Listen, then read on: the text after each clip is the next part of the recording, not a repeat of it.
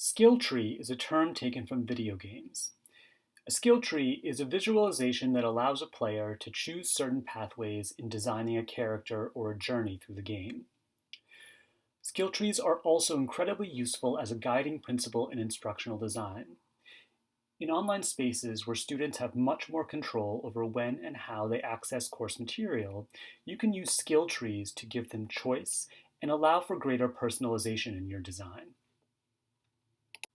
Let's take a look at how skill trees work in a filmmaking class.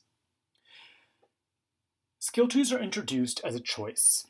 Students are given a choice between 5 tracks, or specific subtopics under the course umbrella of filmmaking: generalist, camera, editing, sound, or combined. Each of these pathways is a link to specific instructions for how to work on that specific skill. Students are then asked to compose a short film in response to the task, submit it to a public discussion forum, and then they will be assessed according to the rubric here, which is generic to every single branch. What's important about this is students have the ability to either continue a pathway up through level 5, or they can choose a different pathway at any point and return to level 1.